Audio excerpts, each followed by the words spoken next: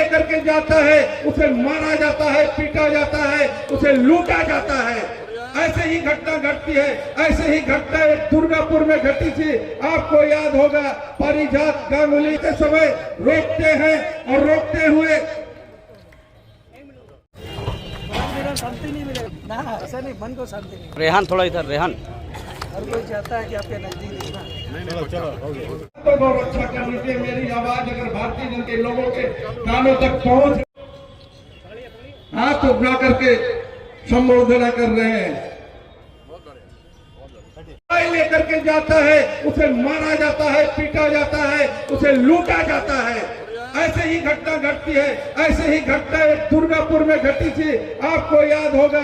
पारिजात गांगुली के समय रोकते हैं और रोकते हुए आए दिन सड़कों पर हम क्या देखते हैं, गौ रक्षक लोग उतरते हैं और गाड़ी में गाय ले जाने वाले लोगों को। আমার মনে হয় যে স্টেজ থেকে আমি বেশি কিছু না বলে এই ছোট্ট একটা কথা বলবো যে আমরা এখানে দেখতে পাচ্ছি যত ছেলে আছে তার থেকে বেশি মহিলা আছে। কংগ্রেসের যে সমস্ত সংগ্রামী ভাইরা, কর্মীরা আর বোনরা আছেন, তাদের উপরে যে দায়িত্ব, সেটা পশ্চিম বাংলার 11 কোটি মানুষকে সুরক্ষা দেওয়ার দায়িত্ব। তাই আপনাদের আওয়াজ এত আসতে হবে। আমার মনে হয় যে স্টেজ থেকে আমি বেশি কিছু না বলে এই ছোট্ট একটা কথা বলবো যে আমরা এখানে দেখতে পাচ্ছি যত ছেলে আছে তার থেকে বেশি মহিলা আছে। প্রাক্তন ছাত্র পরিষদের নেত্রী এক সময় খাদরা কলেজের ছাত্র পরিষদ অর্থাৎ সিপি করেছেন সেই পিঙ্কিদি আমাদের যে প্রার্থী হয়েছেন তৃণমূল কংগ্রেস মনোনয়ন যাই পারে আর ডিএম অফিস যাই পারে আপনারা ধর্ণা দিয়ে পারে নিজের নাম উঠাবার চেষ্টা করেছেন।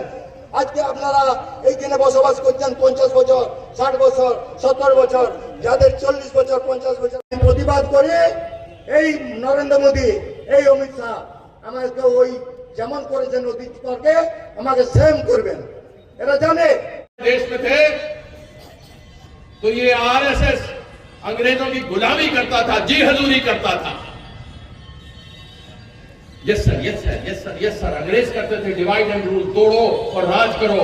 और वही उनकी जो मानसिकता और विचारधारा अंग्रेजों की थी, वही मानसिकता आरएसएस में आई और वही आरएसएस के बच्चे बीजेपी में आई है कि आपस में इंसान को इंसान से लड़ा दो और उसके बाद राज करो। घुसपैठिया, कौन सा घुसपैठिया? बोला जितने लोग कटे उसमें घुसपैठिया। अरे 30 लाख मुसलमान का नाम काटा इन लोगों ने, लेकिन उसका दुगना 60 लाख हिंदुओं का नाम कटा। तुमने कहा था डिटेक्ट, यानी कि पता करो, जांचो, डिलीट मतलब छाटो, एंड डिपोर्ट यानी कि बांग्लादेश भेज दो। तो क्या तुम ये 30 लाख मुसलमान के साथ वो 60 लाख बंगाल के लोग, जिसमें कि बंगाली भी है, हिंदू वाले भी है, यूपी वाले भी है, बिहार वाले भी है, क्या इन सबों को तुम बांग्लादेश भेजोगे? ये है बीजेपी। इसको समझने की आवश्यकता है। और कितना लोग है यहां? बिहार का लोग होगा, है कि नहीं है? कितना लोग? कहां होगा सब? कहां हाथ उठावा। अरे यूपी के लोग है, बिहारों के लोग है, बहुत ही खुशी का बात है। अभी चुनाव हुआ बिहार में, तो देखे आप लोग वीडियो देखते हैं कि नहीं? सोशल मीडिया पे टकट टकट टकट टकट मोबाइल पर मार के उंगली देखते हैं कि नहीं देखते हैं? देखे थे।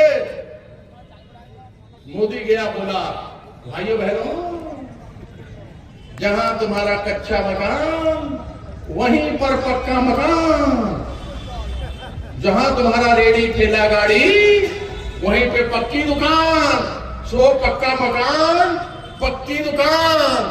जैसे ही हमारी सरकार बनेगी, हम तुमको वहीं पर पक्का मकान और वहीं पे पक्का दुकान देंगे, कच्चा हटा देंगे। बोला था कि नहीं बोला था? 10-10 लाख रुपया हमारी मां बहन के अकाउंट में डाला। 10-10 हजार, माफ कीजिएगा, 10-10 हजार मां बहन के अकाउंट में डाला। मां बहन बड़ा खुश हो गई। 10,000 10,000 10,000। और जैसे ही चुनाव खत्म हुआ, वीडियो होता है ना, ब्लॉक डेवलपमेंट ऑफिसर, उसको भेजा तो भेज करके बोला कि 10-10 हजार रुपया लाओ, 10-10 हजार टका वापस करो। महिला लोग भी उठाया चक्की, एक धनादन वीडियो को मारा, बोला हमारा वोट ले लिया, 10 हजार रुपया मांगता है, पहले हमारा वोट लाओ फिर पैसा देंगे। कच्चा मकान का पक्का तो नहीं हुआ, रेडी पटरी कच्चा उसका तो पक्का नहीं हुआ, बुलडोजर चला करके सबके कच्चा मकान को बीजेपी वाला तोड़ा बिहार में। जिसको बेचारा रेडी गाड़ी चलाता है, जिसमें देखे हुए साइकिल टायर लगा होता है, छोटा छोटा रेडी है, 4-5 हजार रुपया मेहनत किया होगा, खून पसीना जमा किया होगा, उसके बाद में वो रेडी पटरी तैयार किया होगा और उसके ऊपर लेके सब्जी जाता होगा, उस पर फल ले जाता होगा, उस पर मोमो बेचता होगा, उस पर नूडल बेचता होगा, उस पर चाय बेचता होगा। ये आप मेरा देख सक रहे, भारी नहीं है, इलेक्शन में घूम घूम के गड़बड़ा गया। अब बात हो रही है बीजेपी की। अब बीजेपी के बारे में हम क्या कहें, कोई शब्द नहीं है उसके बारे में कहने के लिए। बीजेपी बोलता है भारतीय जनता पार्टी, लेकिन बीजेपी का क्या मतलब होता है? बी से भारतीय, जे से झूठा, पी से पार्टी।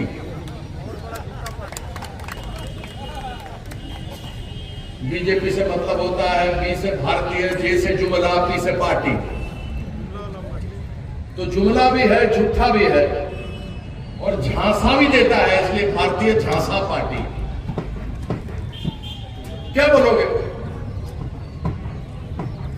एगो बैठते हैं प्रधानमंत्री जी और एक तो है वो मोटा भाई। मोटा भाई को चिंते हैं आप लोग, कुछ भी आके बोलता है। आप लोगों को मालूम है ना, जब मिस्टी होता है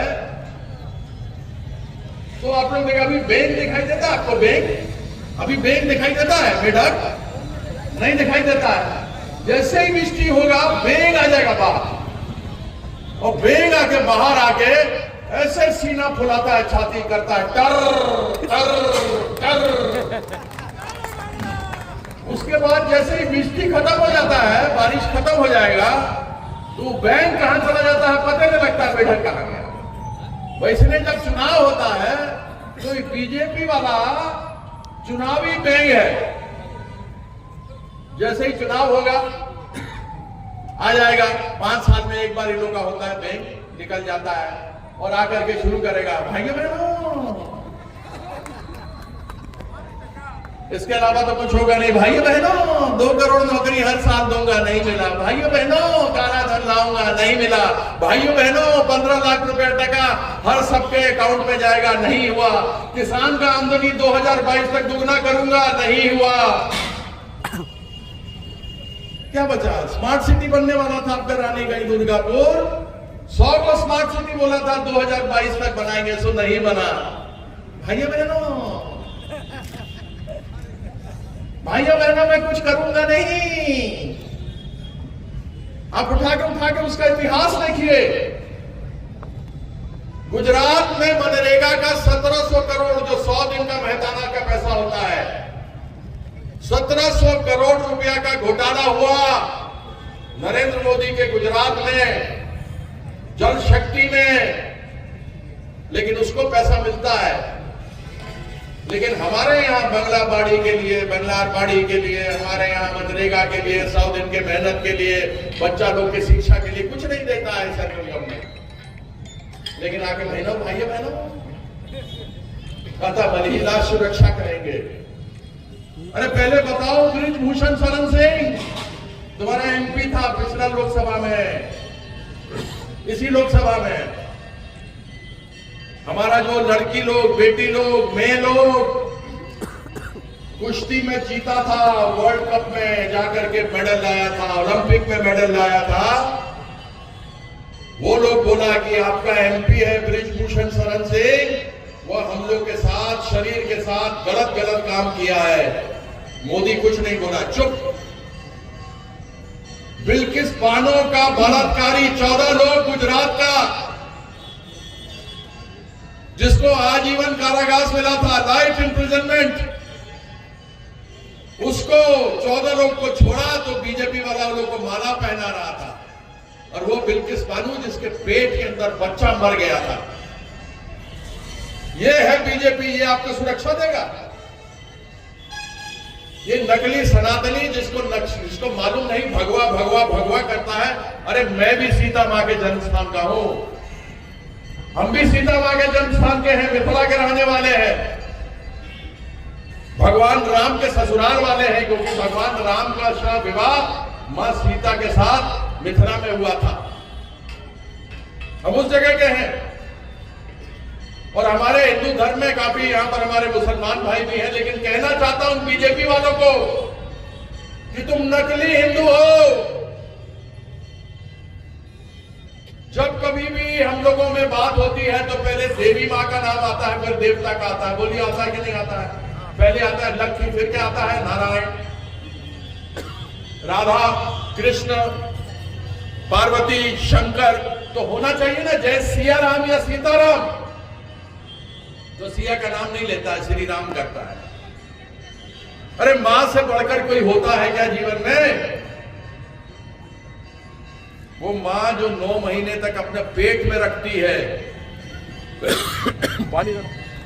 हिंदू धर्म में सोमवार चंद्रमा का दिन है इसलिए लोग सफेद पहनता है, मंगलवार बजरंगबली का दिन है इसलिए लाल पहनता है, बुधवार प्रकृति है इसलिए हरा है, बृहस्पति ज्ञान है इसलिए पीला है, शुक्राचार्य राक्षसों का गुरु था इसलिए उसका रंग राख जैसा है, शनि महाराज काले और नीले हैं, और रविवार तो इंद्रधनुष है। तो मेरा केवल रंग भगवा कैसे हुआ?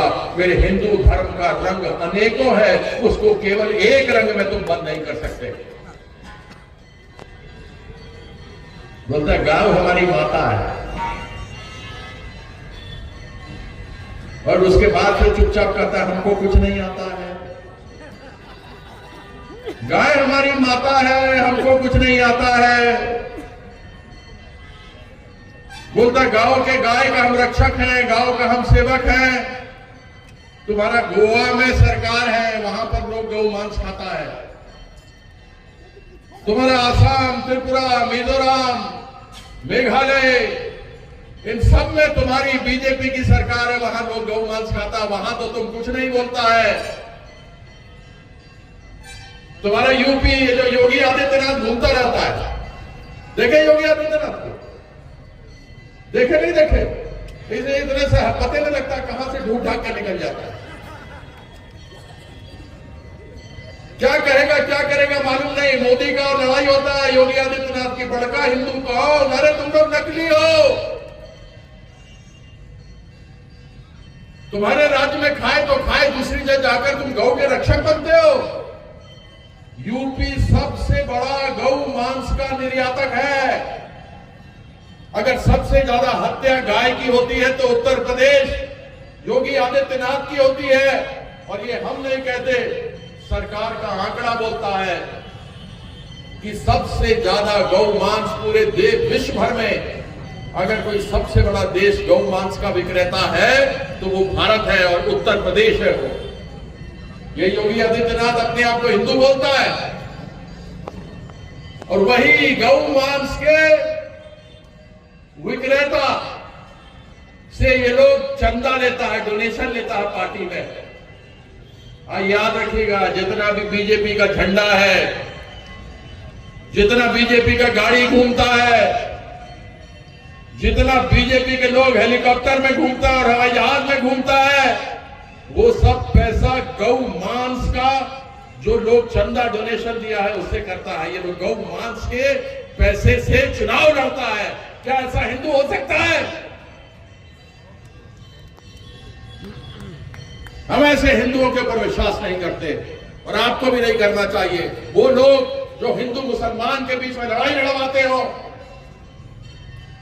जो गौ मांस के नाम के ऊपर लोगों को मार देते हो, काट देते हो, ऐसे लोग खुद गौ मांस को बेचते हो, गाय के मांस को बेचते हो, ऐसे लोगों को शर्म आनी चाहिए और चुल्लू भर पानी में डूबकर मर जाना चाहिए। हम दे नहीं, और जो ये करते हैं उससे देश को तोड़ते हैं ये लोग। અમારા દાદા દીદી সবাই আছে তাদেরকে আমি আমার ভালোবাসা আমার প্রণাম জানাচ্ছি। আমার নেতৃগণ যারা আছে তাদেরকেও আমি আমার প্রণাম ভালোবাসা জানাচ্ছি। আমি এই মানে অনেক দিন আমার কলেজ ছাড়া হয়ে গেছে, এই প্রথম আমি আমার লাইফে কিছু দুর্ঘটনার জন্য আজ আমি এই জায়গায় এসেছি। আর যে আমার এই দুর্ঘটনায় মেন মানুষ সে আজকে বিজেপি প্রার্থী হয়েছে, সেই জন্যই আমি আজকে এখানে দাঁড়িয়েছি। আমার দরকার, আমার নারী সুরক্ষা দরকার। আমার মতো প্রত্যেকটা মেয়ে যেন এরকম কষ্ট না পায়। আজকে শুধু আমি যে এই যে আমার এই যে জিনিসটা দেখছেন না, এটা কিন্তু আমার বাহির রূপ, আমার ভিতরে কিন্তু আমি একটা বান, আমাকে পুড়িয়ে দুড়িয়ে ছেড়ে দেওয়া হয়েছে। আর একটা আমি এখন এই তো আমার নতুন আর জয়েন, আমি বেশি কিছু আপনাদের বোঝাতে পারবো না বা বলতে পারবো না। আপনাদের কাছে একটাই অনুরোধ, আমরা যদি নিজেদের সুস্থভাবে বাঁচাতে চান আপনারা দিদির পাশে ভোট দিয়ে জেতান। প্লিজ প্লিজ প্লিজ, আমাদের সুরক্ষার জন্য একমাত্র দিদি, আমাদের কেউ বাঁচাতে পারবে না। আজকে অমিত শাহ এসে পড়ে এইটাকে ইউপি বানিয়ে দেবে, আমাদেরকে বাঁচতে দেবে না। 3000 টাকা দেবে কিন্তু জিনিসপত্রের দাম বাড়িয়ে দেবে। 500 টাকা কেজি 1 কেজি চাল খেতে হবে। মোদি কি করেছে? মোদি গ্যাসের দাম বাড়িয়েছে। মোদি আজকে বয়স্ক মানুষরা যা রিটার্ন লাইফে পেয়েছে তাদের সংসার চলে না, তাদেরকে এই বয়সে দাঁড়িয়ে চিন্তা করতে হয় যে কোনো দোকানে গিয়ে আমি কাজ করি। এর জন্য দায়ী মোদি মোদি মোদি। আমাদের বাঁচার জন্য প্লিজ প্লিজ আপনাদের অনুরোধ করছি, দিদিকে বিপুল ভোটে জেতান। আমাদেরও ভবিষ্যৎ আছে, আমরাও মা, আমাদেরও বাচ্চা আছে, তাদের মুখ চেয়ে আমাদের এই সুন্দর একটা পরিবেশকে নষ্ট করবেন না। বিজেপি প্রার্থী যিনি দাঁড়িয়েছেন তার বায়োডাটাটা জানুন, তার একদম বংশগত পরিচয়টা জানুন, তারপরে তাকে ভোট দেওয়ার সিদ্ধান্ত নেবেন। ওনার মতো ক্যারেক্টার লোক কোথাও খুঁজে পাবেন না। ওনার মতো মানুষ যারা মেয়ে ছেলেকে সম্মান দেয় না, তাই কি করে দাঁড়ায়? আপনি ওদের প্রথমত ওনাকে এমন কিছু করুন উনি নিজে যেন এই থেকে সরে যায়। তার জন্য যদি আমাকে যা করতে হয় আমি পাবলিক করব। কোন স্পর্ধায় ও দাঁড়িয়েছে? এই রানীগঞ্জ, আমি খানদার মেয়ে, আমি উগরার খানদার মেয়ে, আমাকে প্লেন দিয়ে আমার সমস্ত কিছু মানে করে তারপর আমাকে ছেড়ে দিয়েছে। আপনাদের কাছে একটাই অনুরোধ, আমি করজোরে আপনাদের অনুরোধ করছি, প্লিজ দিদিকে বিপুল ভোটে জেতান। প্লিজ দিদির সঙ্গে থাকুন। দিদি আমাদের অনেক করেছে, একটু নিজেদের বিবেক দিয়ে চিন্তা করলেই বোঝা যাবে দিদি আমাদের কি করেছে, আমাকে বলতে হবে না। আর রানীগঞ্জের যিনি ক্যান্ডিডেট, তার যে ইতিহাস, তার যে অতীত সামনে দাঁড়িয়ে আপনাদের কাছে বক্তব্য রাখলেন। আমি বেশি কিছু বলবো না, দিদি নিজেই বলেছি, আগামী দিনে আরো অনেক বেশি আপনারা জানতে পারবেন যে এমন একজনকে বিজেপি প্রার্থী করেছে, সেই প্রার্থীকে অন্তত মহিলাদের বয়কট করা উচিত। সামাজিক ভাবে সমস্ত মানুষকে, রানীগঞ্জ বিধানসভার সমস্ত মানুষকে বয়কট করা উচিত। তাই আগামী দিনে আমরা সবটাই সামনে নিয়ে আসবো। এরপর আমরা কিছু বলার জন্য ডেকে নেব আমাদের তৃণমূল কংগ্রেস মনোনীত প্রার্থী কালু বরণ মন্ডল জায়গা। আরো আপনারা সকলেই জানেন বিজেপি বেশি করে বলে নারী সুরক্ষার ব্যাপার।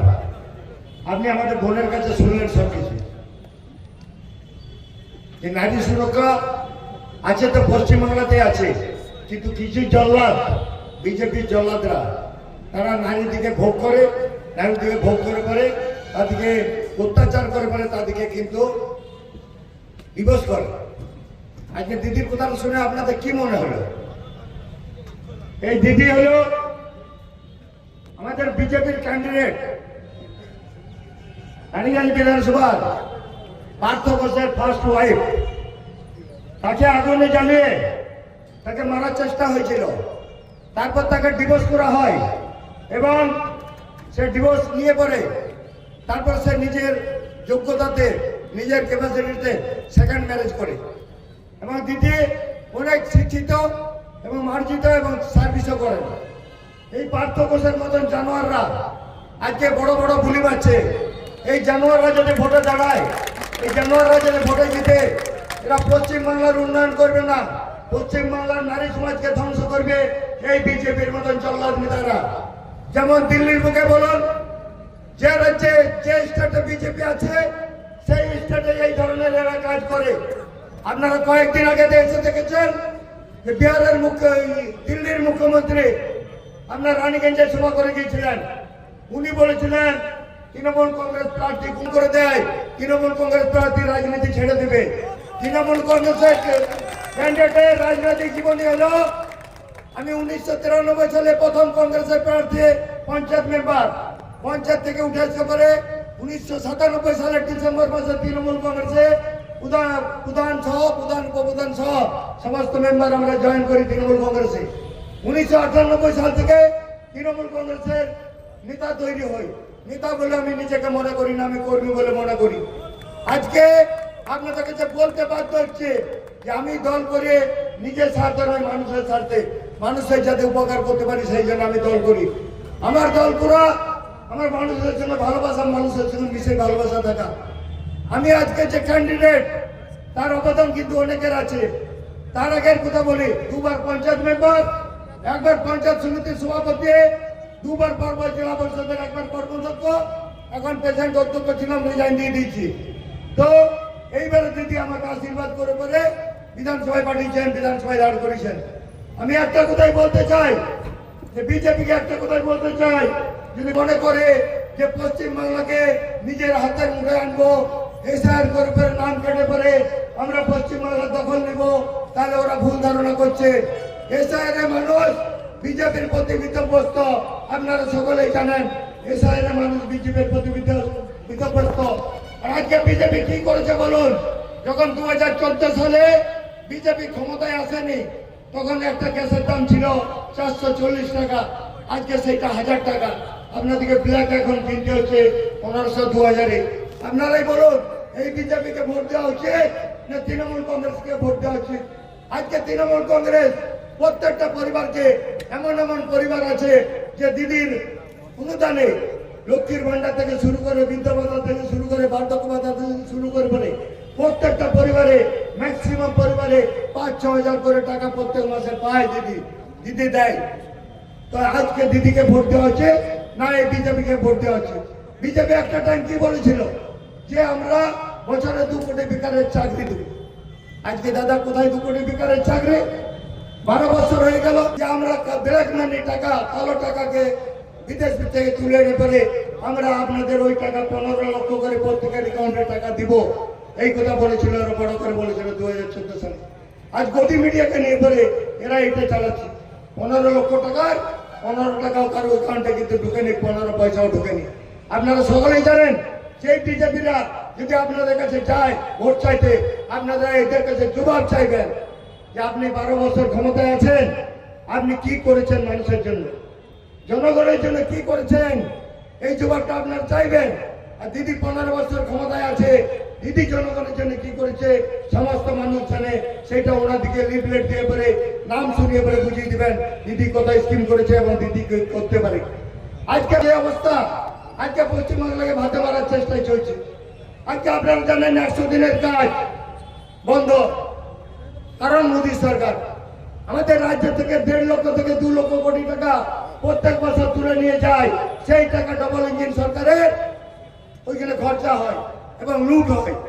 আজকে আমি জোর গলায় বলতে পারি যে এই বিজেপি সরকার যেদিন ক্ষমতা থেকে যাবে সেই দিন দেখবেন বিজেপির কোন নেতা জেলের বাইরে থাকবে না, সব জেলের ভিতরে থাকবে।